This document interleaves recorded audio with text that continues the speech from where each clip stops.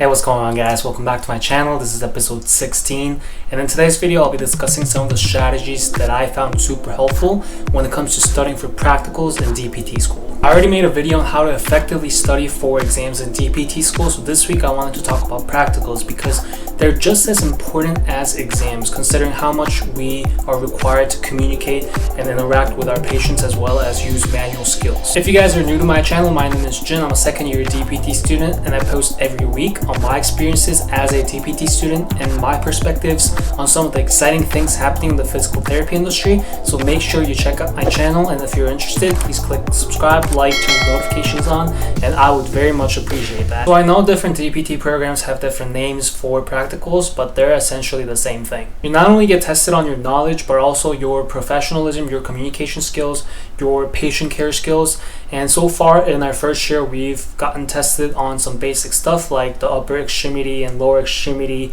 evaluations, measuring blood pressure, draping, goniometry, manual muscle testing, and all that good stuff. Depending on what semester or block you're in, you could have just as many practicals as your exams, and sometimes it could have even more effect on your final grades. So I learned early on to take practicals just as seriously as exams. Now I'll share with you guys how I prepare for practicals from start to finish. So once we get the material that we need to know for the practical, I basically study on my own first.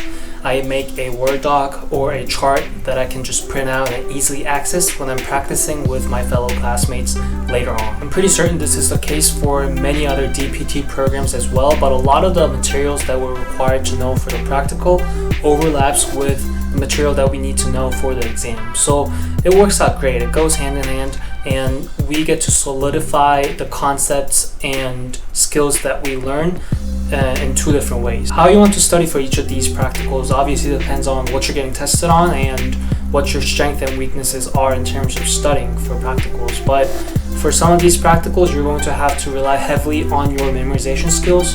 For example, like the goniometry testing practical, where you have to know the range of motion values for pretty much all the joints. You just have to memorize the values.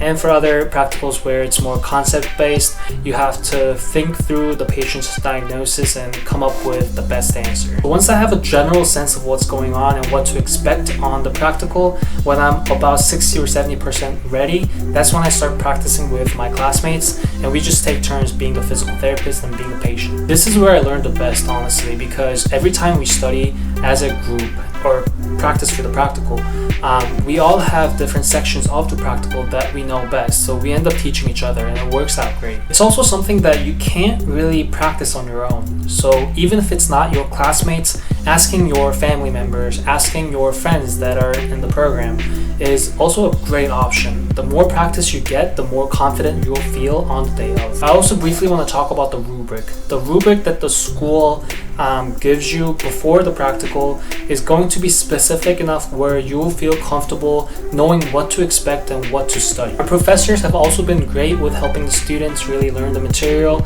and practice different skills that we need to know for the practical. So that's another resource that you can reach out to if you need to. Alright, so let's do a quick recap. 2 things that you need to do before the day of the PBA is study the material and practice your skills. Try not to overload myself with studying and practicing for the practical the day of, like the morning of, because that would just stress me out. But I've seen a couple of my friends do it, and it's kind of like a rehearsal before the actual thing, and it's worked out for them. So I can also see how that could work out for you if that's what you want to do. These practicals definitely get me nervous. The biggest thing for me is not knowing who the proctor or the patient is going to be for the practical and not knowing the diagnosis. So that's another big wild card. It's definitely a very different vibe compared to an exam. You first have to know the material, then you have to pull it off the top of your head, and you have to apply it real time.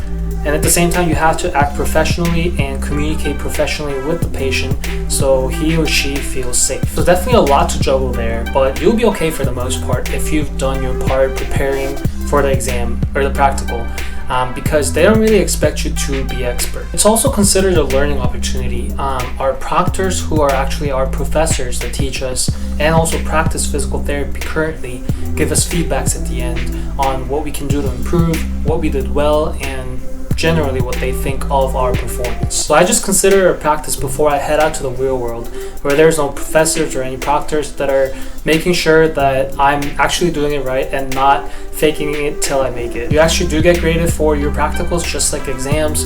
In order to pass for our program, you have to get a 70% or above, or if you fail, you have to retake the practical. So that's how practicals really work in DPT school and how I go about it. I know that it's gonna vary, the specifics are gonna vary depending on what programs you go to or what programs you're interested in, but the overall theme is like what I mentioned above. So that's it for today's video. I hope you guys found it helpful. If you have any questions, you can feel free to leave it in the comment down below. Please go check out my channel if you haven't already, and click subscribe, like, and turn notifications on. Thank you guys for watching.